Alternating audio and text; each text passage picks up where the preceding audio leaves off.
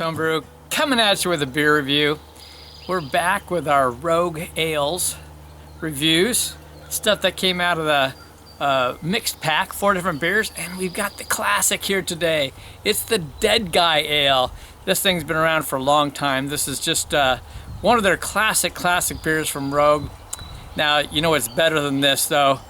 Oh, it's their Double Dead Guy, but not many people have had that. I think I had that the first time was a 2008 bottle. That was good. I think it was around 11%.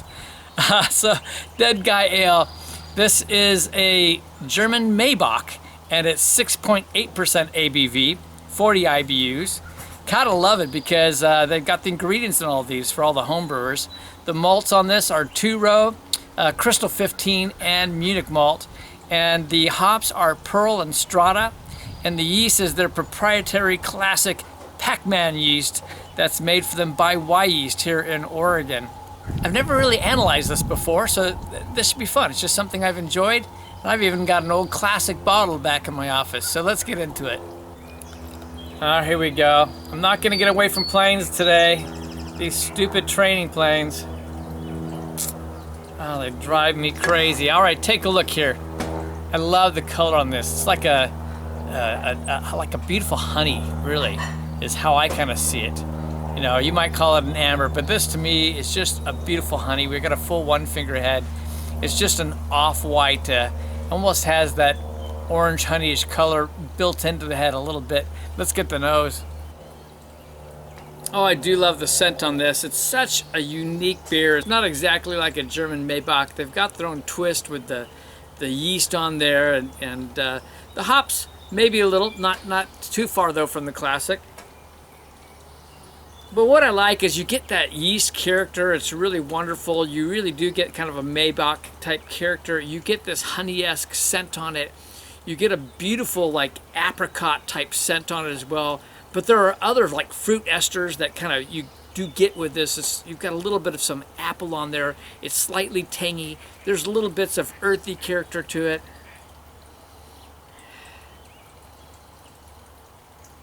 It's bready, wonderful bready, and maybe lightly toasted bread as well. Slightly nutty type quality.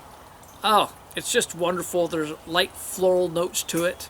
And just a hint of a light caramel on that as well. Maybe just a little bit of some like orange peel on it too. It's just wonderful. It's a very fruity like concoction of a Maibock style. Let's get into it. Cheers.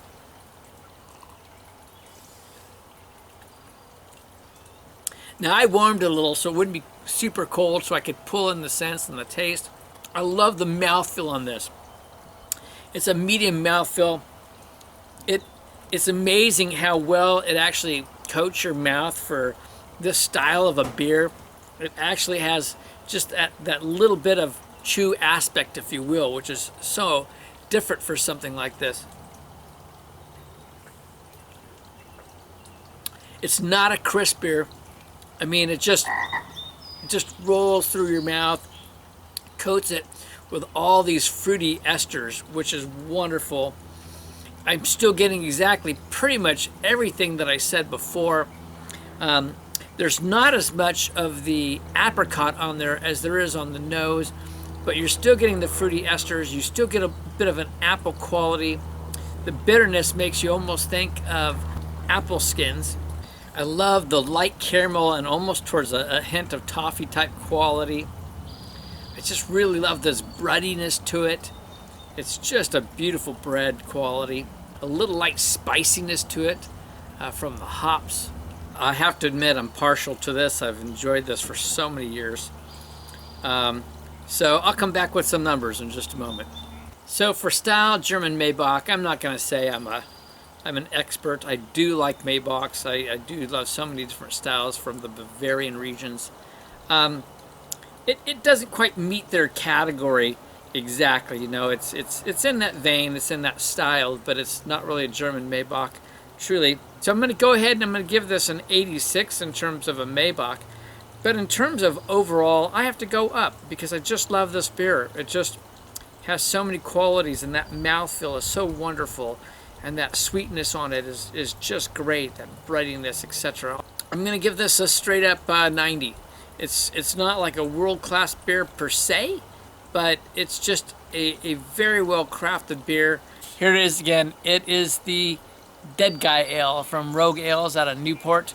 You know, you're either going to think this is okay or you're just going to really enjoy it. But if you taste it for all the qualities that it brings to the table and all the fruit esters it pulls in, you're really going to have to just enjoy this, I would think. This is Kevin at Clemens Homebrew saying life's too short to drink cheap beer, and I'll see you in the next beer review.